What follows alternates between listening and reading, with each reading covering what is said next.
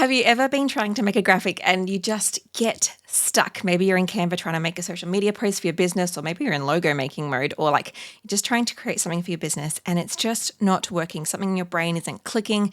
Something in your creativity is just not flowing, no matter how creative you are. I think everyone has a little bit of creativity in them and it's just not working. In this episode of the Seriously in Business podcast, I want to talk to you about 5 ways that I use to get unstuck and ways that I use to help my clients get unstuck when they're creating their own graphics in Canva. So let's dive in.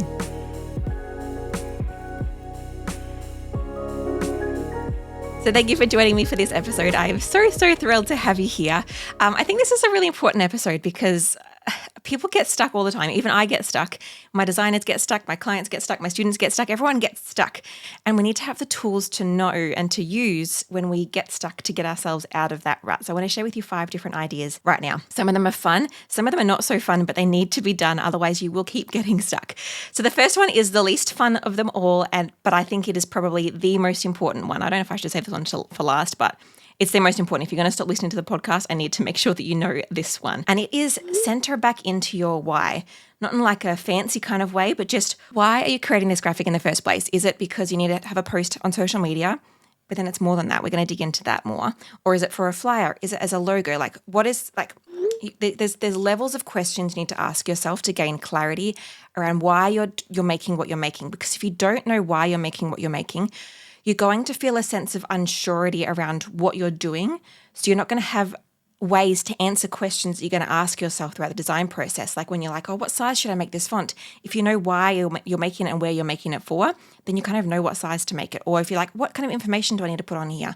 Then again, if you know your why, you're going to have the answers to those things. So knowing your why first will then help you to answer all the questions that are going to come up in that design process. So I'm going to go through a few questions now that I always ask myself that are going to be pivotal to you understanding what you're doing and making those quick decisions on the go rather than getting stuck as you are designing. So the first question is, why are you designing this graphic? So what is the purpose of it? Is it to, say, for example, you're designing a social media post and it's you're sharing like 5 reasons to brush your teeth in the morning. You need to know like the purpose behind that post. Is the purpose to educate? And you're going to have multiple purposes. Some graphics are going to have like 5 purposes. Some graphics are going to have 1. But whatever it is, knowing what they are is going to help you with these questions and to actually design. And so like if it's the 5 reasons to brush your teeth in the morning, it's going to be to educate your audience. It might be to connect with new people in your, like you might be wanting people to share this post. It might not just be a post for your audience on Instagram. It might be a post you're hoping that gets shared and gets more new people into your world. Is it a post that's showing your expertise? Do you have a call to action at the end of this post? Like maybe do you have a course that teaches people how to brush their teeth in the morning?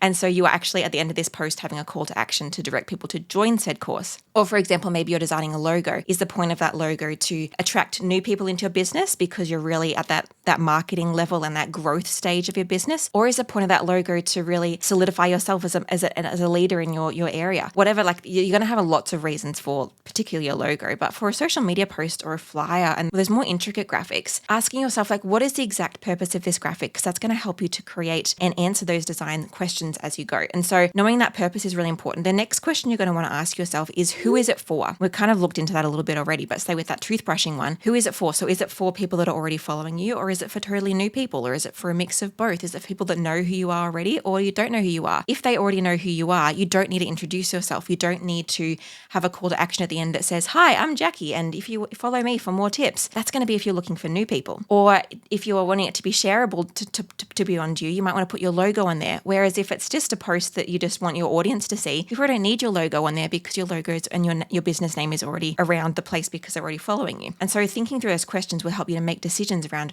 what sort of information do I need to put there? Do I need to put my logo in there? Do I need to have a call to action? All these things. And so who is it for? People that already know me, people that don't already know me. Then you can get into your audience in the niche. Like, is it for kids or is it for adults? Is it for older people who need really great visibility in what they're reading? Is it for kids that don't want to read many big words? Like working out who it's for is again going to help you with those questions. The next question is, where is it going to appear? If it's going to be on Instagram and it's just an Instagram post, you don't want to have a lot of text on there. It doesn't need to be a text heavy thing. But if it's going to be a poster that's going to go in your local supermarket, then maybe you do want to have a bit more text because people don't know you at all from a bar of soap and there's no way for them to get to know more review by. Like they can't just click through on an easy link. You've got to have a lot of information there to make them then want to take that next step. So thinking through where is it going to appear, because that's going to help you know what information to do and also what size to do. If this is going to be a business card, the text size that you use is going to be a lot smaller than the text size you might use on a poster. And so thinking these things through will help you to answer those questions. And the last question is an obvious one, is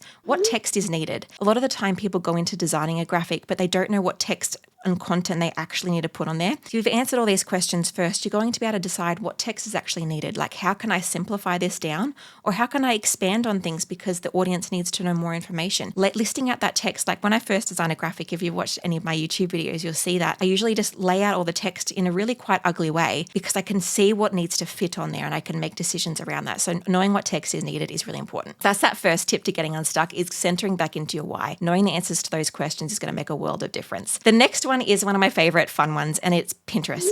Like, if you haven't used Pinterest for graphic design inspiration, it's something that I've always done, so I assume everyone knows it, but I've had lots of my students recently say, oh, I didn't think of using Pinterest for graphic design. I'm like, of course, it's the best place ever. So Pinterest, if you don't know, is pretty much just a glorified Google image search. It's got thousands upon millions of images that you can search for. And so even just searching phrases like graphic design or logo design or flyer design or whatever you're working on can help to show you different ways people are laying out things, help show you different ideas, help to kind of just get those creative juices flowing. Just see other things rather than staring at a blank page on your own screen. You can even you can use like more descriptive phrases like feminine graphic design or minimal flyer design or bold social media design. Like, using those phrases will help you get closer and closer to what you need, and you'll just be able to scroll through there, set yourself a time limit of like 5 minutes, scroll through there, note any that are giving you inspiration, maybe take screenshots or save them to a Pinterest board so you can come back to those and use them as inspiration. All right, the next one is the same one, so I'm actually going to put this into one point, is Canva templates. So if you are using Canva, particularly if you have Canva Pro, there are thousands of templates to look at, and why you can choose to use one or not, I recommend usually starting off with a template because it really helps you to not have that blank screen that's really daunting. But even just using the Canva templates as inspiration, similar in a way that you would use Pinterest templates. The best way to find the Canva templates you're after is to actually open up the right size of design. Like, don't be looking for poster designs when you've opened up the size of an Instagram post. Like, open up like A3 size or open up social media post size so you can get the right size graphic, which would then show you the right size templates to reference. A little side hack for you. The third tip of getting unstuck is to give yourself permission to fail. Even designers, like, I don't get the design right the first time. A lot of design is just about playing and trying to find solutions, working out what is my hierarchy? Why is that text looking wrong? Oh, it's because it's unbalanced. I should move it around this way. A phrase that my uni lecturer said to me when I was at university was, just look for happy accidents. And he kind of was just meaning that so much of design is a happy accident. When we've got the foundations in our mind, that's great. That's where we need to be. But then once we do that, we can actually just mix and match and play and find the cross section of like, oh, that worked. I didn't notice that would work, or I didn't think that heading would look good there, or that font or that color would work, but I tried it and it was a happy accident. And now it's looking amazing. And so allow yourself that space and that time to just move things around. Like, I don't know if you've ever played Scrabble, but my mum, when you can see you put all your pieces out in front of you of like all the, I don't know how many pieces you get, like of 10 letters, for example. And like my mum would always move them around. And so she'd have like an M at the end, and she'd move the M to the start, and then she'd move the M to the middle, and see if moving things around would prompt a new word for her to play in her Scrabble. And so in the same way, we can do the same thing in our graphic design. We can open up our Canva and move things around until we're like, that's where I can put that, or that gives me an idea, or that reminds me of that Pinterest design I saw. So allowing yourself that time and flexibility to move things around will help you get unstuck too. The fourth tip is to allow yourself time to scroll on social media, especially if you're doing a social media post. I know for a lot of business owners, the most recurring graphic they need to make are social media posts over and over again. So again, allow yourself maybe 5 or 10 minutes timed to be really intentional. This is really key, really intentional about what you're looking for. And so, for example, if I was looking to do a post on my Instagram, say we'll use that 5 reasons to brush your teeth, I would then look at what other people are doing with similar kind of content. I wouldn't look at all of my competitors and kind of get myself down in a hole of like, oh, such and such is doing an amazing job. What I would look at is people doing a similar style post to what I'm looking for. So I'd maybe even search like 5 reasons or 5 tips in like the Canvas search bar and see what people are doing. Get inspiration for the kind of content they're posting, the amount of information they're using, the kind of call to action they have, how like big the text is on their first slide. Just really being intentional about looking for the kind of posts that you want to share will help you to find inspiration to help you be more strategic about what you're doing and create graphics that are going to really attract your audience and that you're really confident in because you've done that research. And so allow yourself that time to be really intentional. Don't just allow yourself to get stuck in the scrolling corner. Maybe even set a timer on your phone that will go off after 5 minutes so you can just go through there. And what I do is I usually save posts that I'm enjoying to give myself inspiration. So you can do this either intentionally, like when you're feeling stuck, go in intentionally and look for that like 5 tips kind of post and see what people are doing. But also when I'm scrolling social media generally, I try to be really intentional about looking at different key leaders in my industry or other industries and what they're doing and think, oh, they're doing posts like this. I'm going to save that for inspiration when I'm next designing a post. And then when I'm feeling stuck next time I'm designing a post or next time I'm trying to work out content for my Instagram, I'll go into my saved folder on my Instagram saved folder section and I'll have a look at that and I'll be like, oh, that's a really great post idea. I can use that and change that to suit my niche and my industry and my content. I just wanted to interrupt for a moment to say that if you're enjoying this episode, I would love to invite you to my free 3-part video training to help you to create your own stunning visual brand, helping you to grow your business faster and to feel and look $1 million. If you're ready for the best year of business yet, then join over 1,000 business owners who have already taken part in the challenge to get started on creating your own brand. Join us today at whitedeer.com.au/challenge. That's the color white, the animal deer.com.au/challenge. Cannot wait to see you there. Let's get back to the episode. And the last tip to getting unstuck is to give yourself a break. Creativity rarely comes when it's forced. As a graphic designer, it can be really tricky to actually find that balance of, I feel like so stuck with this design, I cannot work past this, and actually being like, someone's paying me to get this done today. I need to hurry up and do it. So as designers, often what we do is probably switch to a different job. We kind of like, we're working on a logo for someone, we just can't think of the next great concept. So we might go work on some social media templates for a different client. We kind of like give ourselves a break that way. But other ways you can give yourself a break is just like getting away from the computer, getting away, going for a walk, just going outside, taking a fresh breath of air, just doing something different to help your brain switch out of that mode for a second. And oftentimes our brain will subconsciously find solutions to what we're after when it allows itself space to not be forced into a solution. And so go outside, do that, or even just play music. Like, I don't know about you, but music just like opens up a new part of me and it makes me feel less glut and more like, oh, cool, depending on obviously the mood that I'm in. If I'm feeling in a really glut mood, then it'll just keep me there. But trying to find music that even represents the kind of thing you're looking for. Like if you're wanting to do a really like luxe kind of post, listen to luxe sounding music. If you want to do a really playful post, listen to some playful music and see if it kind of inspires you and just gets those creative juices flowing. I'm sure there's like scientific reasons for why music is helpful, but I do not know them. All I know is from personal experience that this can work really well. So just allow yourself a break, allow yourself to do something different or to listen to some music and try not to force that creativity beyond the point where it's useful. Obviously, we don't just want to give up the second things get hard because sometimes creativity is really about finding solutions. And so if you can work your brain to find a solution, that's going to really help you to find the right solution for your business and get that creativity flowing. However, if it's just not happening, allow yourself to have that break. So there's my 5 tips to getting unstuck when you're creating your business's graphics. Just as a recap for you, it is getting into your why, like knowing the purpose of why you're creating that graphic.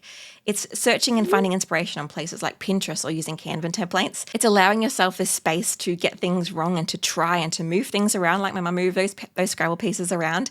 And it's allowing yourself time to scroll and to be really intentional about finding that inspiration on your Instagram or wherever that's kind of needed for you. That's a similar point to the Pinterest one, but I think it's also being really strategic about what you're looking for as well, I think is helpful.